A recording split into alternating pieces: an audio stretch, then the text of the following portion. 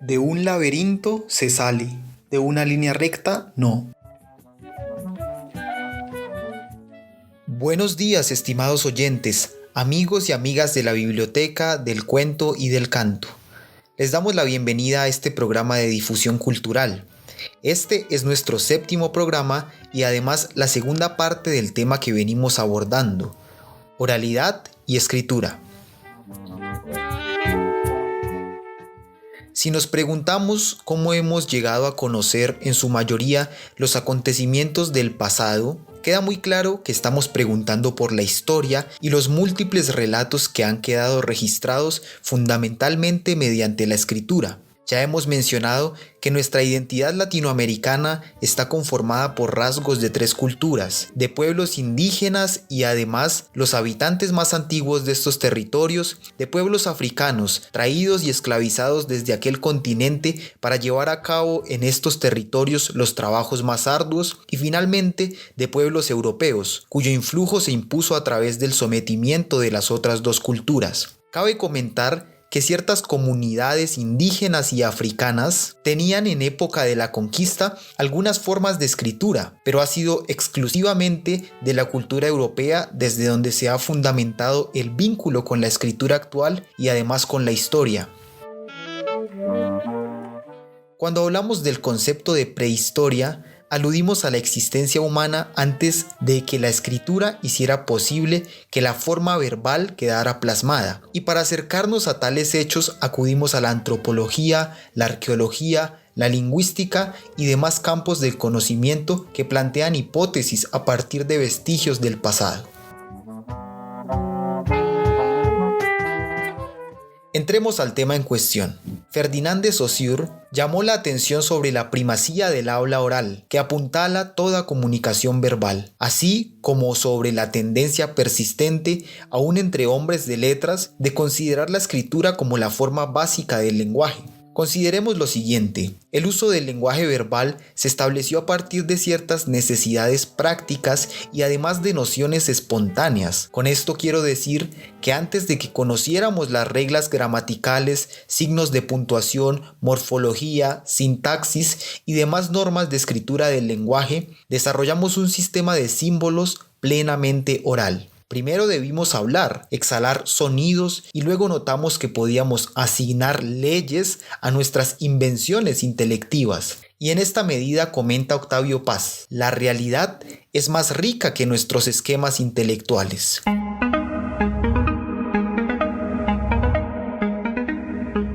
No solo la comunicación, sino el pensamiento mismo se relaciona de un modo enteramente propio con el sonido. Donde quiera que haya seres humanos, tendrán un lenguaje, y en cada caso, uno que existe como hablado y oído en el mundo del sonido, y que además presenta características singulares estética y lógicamente.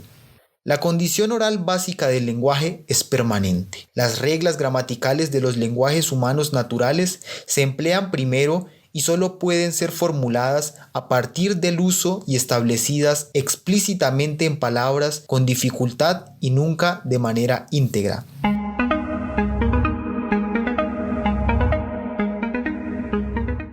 Todos los textos escritos tienen que estar relacionados de alguna manera, directa o indirectamente, con el mundo del sonido, con el ambiente natural del lenguaje para transmitir sus significados. Leer un texto quiere decir convertirlo en sonidos, en voz alta o en la imaginación, sílaba por sílaba, en la lectura lenta o grandes rasgos en la rápida.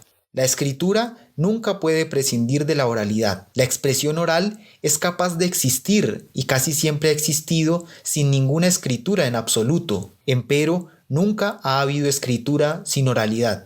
El habla es inseparable de nuestra conciencia, ha fascinado a los seres humanos y provocado reflexión seria acerca de sí misma desde las fases más remotas de la conciencia, mucho antes de que la escritura llegara a existir. Así pues, desde el principio, la escritura no redujo la oralidad, sino que la intensificó, posibilitando la organización de los principios o componentes de la oratoria en un arte científico, un cuerpo de explicación ordenado en forma consecutiva que mostraba cómo y por qué la oratoria lograba y podía ser dirigida a obtener sus diversos efectos específicos.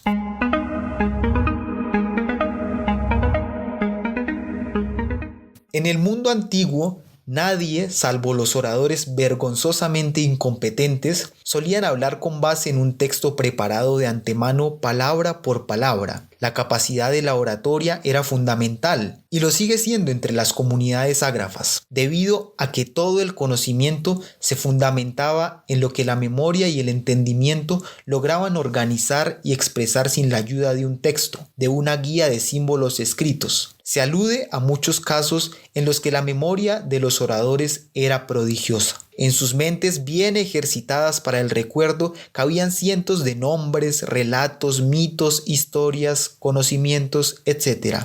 Aún entre nuestros abuelos que no aprendieron a escribir, se evidencia una capacidad de recordar realmente asombrosa.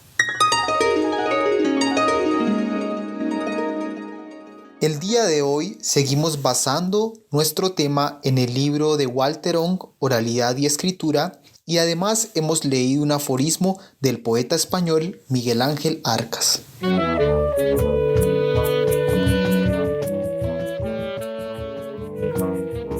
Cuenta conmigo 2020. Biblioteca Pública Municipal Francisco Mariño Soler de Tibasosa. Proyecto apoyado por el Ministerio de Cultura, Programa Nacional de Concertación Cultural y Alcaldía Municipal. Tibasosa, creo en ti. La cultura es de todos.